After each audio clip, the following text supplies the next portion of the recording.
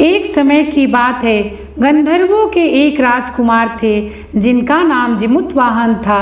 वह बहुत ही ज़्यादा उदार और परोपकारी थे।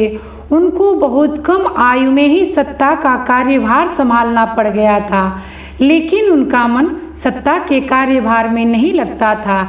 इस अवस्था में वह राज्य का सारा कार्यभार छोड़कर अपने पिता के पास वन में चले गए उनकी सेवा करने के लिए। वन में उनका विवाह माल्यावती नाम की एक राजकन्या से हुआ। एक दिन जिमुतवाहन जब वन में भ्रमण कर रहे थे तो उस समय उन्होंने एक बूढ़ी महिला को वन में विलाप करते हुए देखा और उस बूढ़ी महिला के दुख को देखकर जिमुतवाहन से रहा नहीं गया और उन्होंने उस वृद्ध महिला से विलाप का कारण पूछा।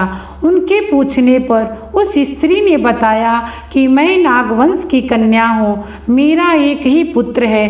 पक्षी राज गरुड़ के सामने प्रतिदिन एक नाग खाने के लिए प्रतिज्ञा हुई है, जिसके अनुसार आज मेरे पुत्र शंखचूड़ को भेजने का दिन है। शंखचूड़ मेरा एक ही बेटा है।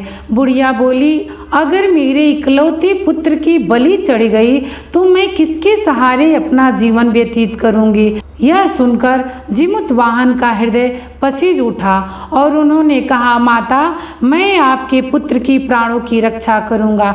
इतना कहकर जिमुतवाहन ने अपने आप को लाल कपड़े में ढककर एक शिला पर जाकर लेट गए। जब पक्षी राज गरुड़ वहां पहुंचे तो वहां उन्होंने लाल कपड़े में ढके जिमुतवाहन को पंजों में जकड़कर ऊंचे पहाड़ के शिखर पर ले जाकर जा बैठे। पक्षी राज गरुड़ यह देखकर आश्चर्य में पड़ गए कि मैंने जिसको अपने पंजों में आज जकड़ा उसके मुंह से तो आज आ तक भी नहीं आ रही है। ऐसा तो पहले कभी नहीं हुआ था। और अंत में पक्षी राज गरुड़ जी ने जिमुतवाहन से उनका परिचय पूछा। गरुड़ जी के पूछने पर जिमुतवाहन ने उस वृद्ध स्त्री से कही हुई अपनी सारी बातों के बारे में बताया। यह सभी बातें सुनकर पक्षी राज गरुड़ हैरान हो गए। उन्हें इस बात पर आश्चर्य हो रहा था कि कोई किसी की सहायता के लिए क्या कोई अपना जान दे सकता है। गरुड़ जी जिमुतवाहन की बहादुरी को देखकर काफी प्रसन्न हुए और जिमुतवाहन को जीवन दान दे दिए। साथ ही उन्होंने भविष्य में नागों की बलि न लेने की बात भी कही। तो इस प्रकार एक माता के पुत्र की रक्षा हुई।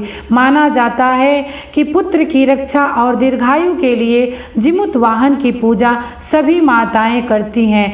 तभी से जिमुतवाहन की पूजा सभी माताएं करने लगी अपने पुत्र की रक्षा के लिए और अपने पुत्र की दीर्घायु के लिए।